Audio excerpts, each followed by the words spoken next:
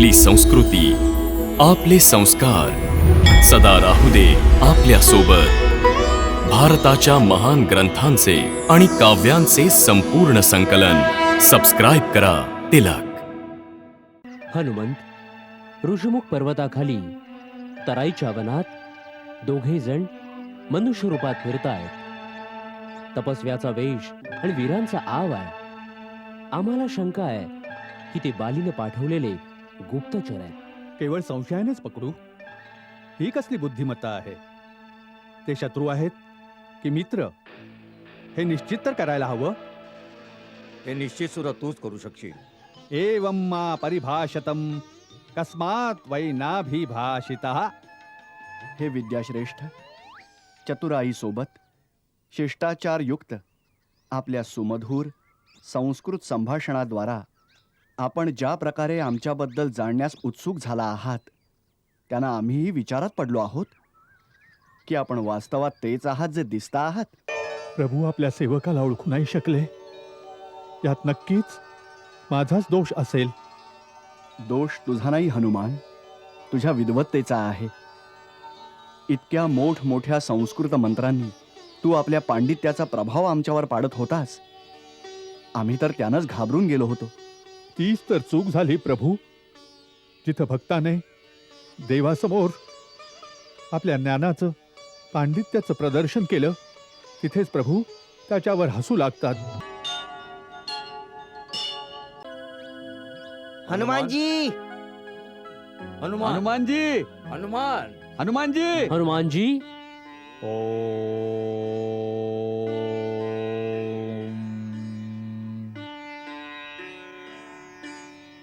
हनुमानजी.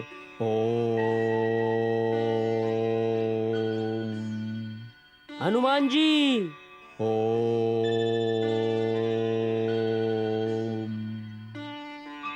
हनुमानजी.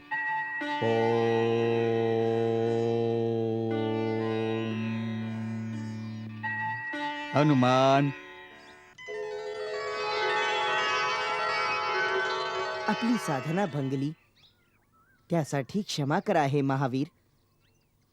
महाराज सुग्रीवांनी आपल्याला काही आवश्यक कामासाठी बोलावलं आहे. महाराज सुग्रीवांनी बोलवलं आहे?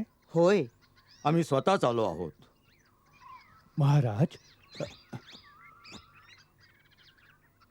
प्रणाम महाराज. सुखी राहा. आपण का त्रास घेतलात? आपल्यावर एक महत्वाचं काम सोपवायचं आहे. उशीर केलात तर हानिकारक ठरेल. असं कोणतं काम येऊन पडलंय? हनुमंत ऋषिमुख पर्वताखाली तराईच्या वनात दोघे जण मनुष्य रूपात फिरतायत. तपस्व्याचा वेश आणि वीरांचा आव आहे. आम्हाला शंका आहे की ते बालीने पाठवलेले गुप्तचर आहेत. आम्हा पाचही जणांना संधी मिळताच समाप्त करायला आले आहेत. तू आपल्या सर्वात बलवान आहेस, म्हणून तू जाऊन त्यांना पकड आणि आमच्या समोर आण. मग आपण बालीच्या विरुद्ध त्यांचा उपयोग करूया. केवळ संशयानेच पकडू? ही कसली बुद्धिमत्ता आहे? ते शत्रू आहेत की मित्र हे निश्चित तर करायला हवं. हे निश्चित सुद्धा तूच करू शकशील. जम्बुवंत बरोबर सांगतात की तू बळ आणि बुद्धीमध्ये आमच्या सर्वांपेक्षा जास्त श्रेष्ठ आहेस. तू काही खोटं रूप धारण करून त्यांच्या जवळ जा आणि माहीत करून घे ते कोण आहेत, काय कामाला आले आहेत. तशी संधी मिळेल तशी बुद्धी आणि बळाचा वापर करून त्यांना आपल्या कह्यात ठेव. जर ते तुझ्या आवाक्याबाहेर असतील किंवा तुला काही भीती वाटली तर आम्हाला गुप्त संकेत पाठव. आम्ही त्याच वेळी ऋषिमुख पर्वतावरील गुंफा सोडून दुसऱ्या सुरक्षित स्थळी पळून जाऊ. महाराज, आपला सेवक असताना आपल्याला पळून जायला लागलं तर हनुमानाच्या जीवनाचा फायदा काय? आपण निश्चिंत राहा. जर ते शत्रू पक्षातले असतील, कोणीही असतील, देव, असुर, किन्नर, गंधर्व अथवा मनुष्य, माझ्या जिवंतपणी ते आपल्याला कोणतीही हानी नाही पोहोचवू शकत. मला आज्ञा द्यावी महाराज.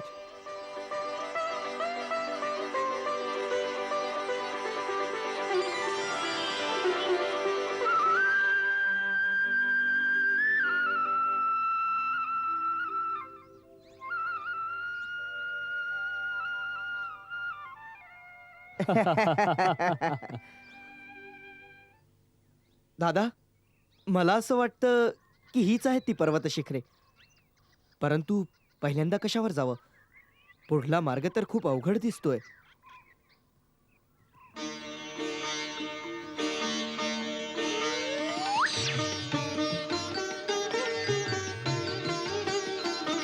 ते पहा लक्ष्मण, समोरून कुणीतरी येत आहे.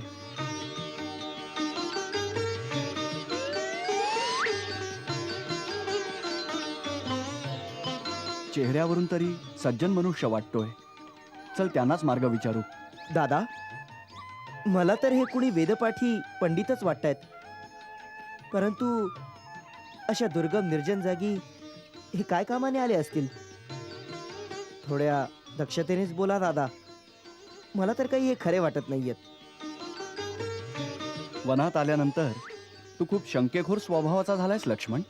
अनुभवच काही असे आलेत ना दादा. पहा, ते पंडित महाशय आपल्याच दिशेने येत आहेत.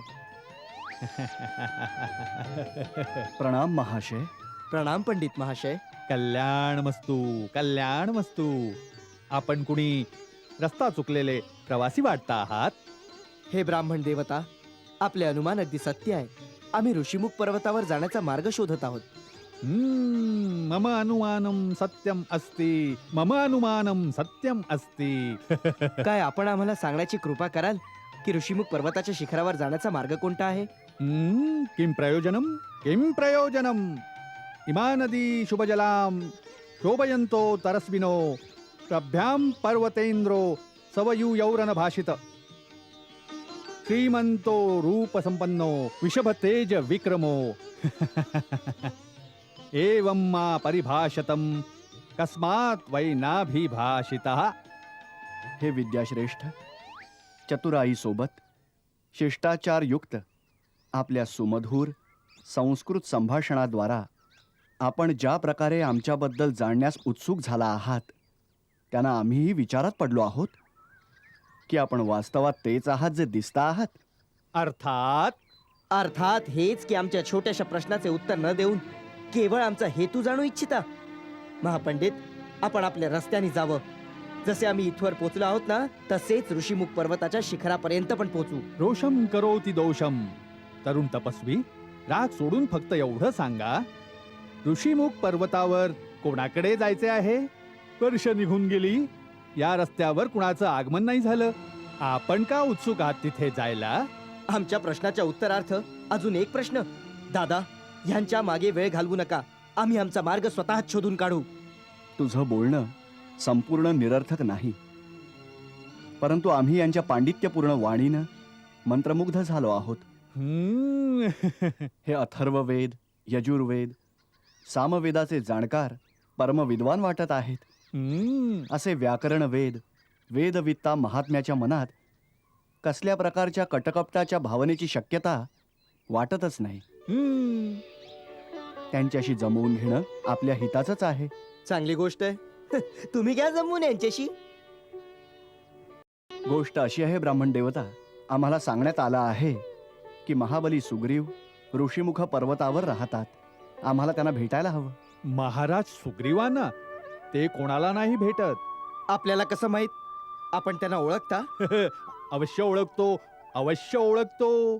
सुग्रीवो नाम धर्मात्मा कश्चित वानर पुंगवा. आणि आम्ही त्यांचे कुलपुरोहित पंडित केसरी नंदन. कुळपुरोहित? हा, कुलपुरोहित. आमच्या संमतीशिवाय ते कोणालाही नाही भेटत. तर मग हे सांगा की ऋषीमुख पर्वताचा पत्ता कोणी दिलाय आपल्याला? माता शबरीनं. मा तपस्विनी शबरी. किम कारणम, किम अभिप्रायम? दादा, या पंडित महाशयांना तर केवळ प्रश्नच विचारता येतात. माझा अंदाज आहे की या पंडित महाशयांचं नावच प्रश्नानंद महाराज आहे. प्रश्नांचं उत्तर द्यायला तर यांच्या गुरुने यांना शिकवलंच नाही. आणि आपण केवळ रागावण्यातच प्रवीण आहात. आणि आपण शांताकारम, धीर गंभीर आहात. वीर मनुष्यो देवरूपिणो, कृपा करून आपली इच्छा प्रगट करा. गोष्ट अशी आहे विप्रवर, माता शबरीनं आम्हाला मार्गदर्शन केलं आहे. त्यांनी सांगितलं आहे की यावेळी महाराज सुग्रीवांना भेटणं आमच्यासाठी कल्याणकारी ठरेल. जर आपल्या कथनानुसार सुग्रीवजी भेटू शकणार नसतील तर आम्हाला त्यांचे मंत्री श्री हनुमानजींना भेटू द्यावं. आपले अनंत उपकार होतील. आपण हनुमानाला भेटणार. अवश्य. त्यांचं दर्शन जर झालं तर सुग्रीवजींना भेटण्याचा मार्गही सोपा होऊन जाईल. जर आपण आपला वास्तविक परिचय सांगितलात तर हनुमानाला आम्ही आत्ता बोलवतो, या क्षणी. घ्या, या क्षणी बोलावतो म्हणे, जणू हनुमान यांच्या पोथीत बंद आहेत. अवश्य. आपण आपला परिचय तर द्या.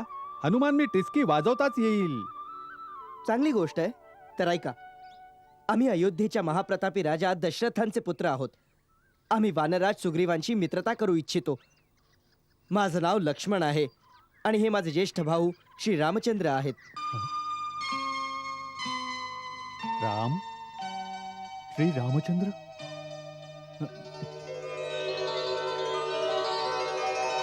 आपण स्वतः? हो महाशय, स्वतः श्रीराम हेच आहेत. आता वाजवाटीच की, बोलवा हनुमानाला.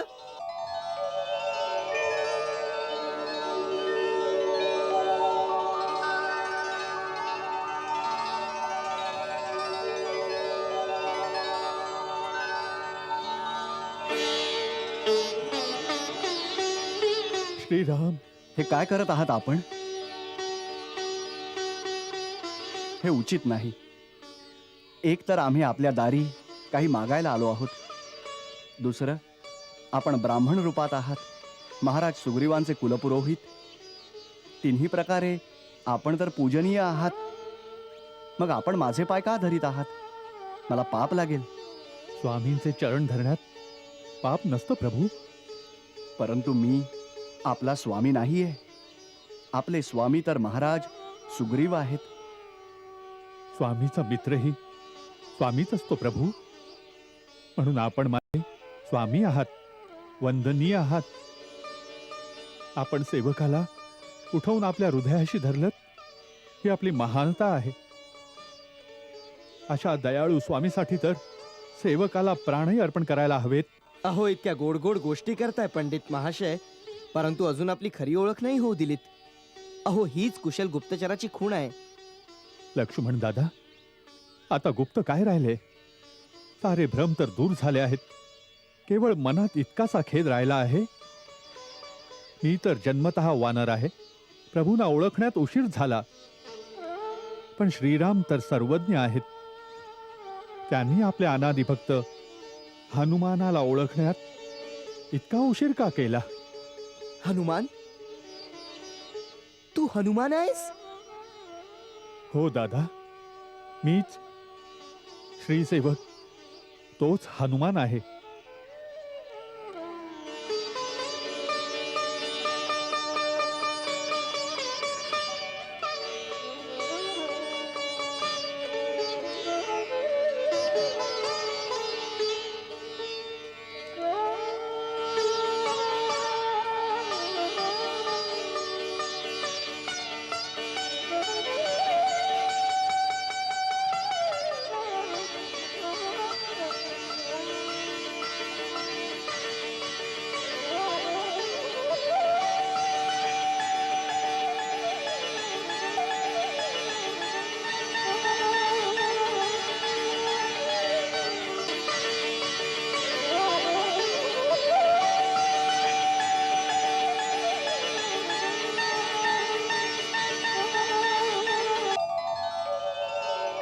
प्रभू आपल्या सेवकाला ओळखू नाही शकले. यात नक्कीच माझाच दोष असेल. दोष तुझा नाही हनुमान, तुझ्या विद्वत्तेचा आहे. इतक्या मोठमोठ्या संस्कृत मंत्रांनी तू आपल्या पांडित्याचा प्रभाव आमच्यावर पाडत होतास. आम्ही तर त्यानंच घाबरून गेलो होतो. तीच तर चूक झाली प्रभू. जिथं भक्ताने देवासमोर आपल्या ज्ञानाचं, पांडित्याचं प्रदर्शन केलं, तिथेच प्रभू त्याच्यावर हसू लागतात की जा, आता तू आपल्या ज्ञानाद्वारे आमच्यापर्यंत पोच. भगवंत, या चुकीसाठी क्षमा करा प्रभू, क्षमा करा भगवंत. नाही हनुमान, तुझ्याकडून तर स्वप्नातही चूक नाही होणार. तू तर मला लक्ष्मण आणि भरताप्रमाणेच प्रिय आहेस. तिथेच बोलत उभे राहणार आहात का दादा? इथे पण कृपादृष्टी ठेवा.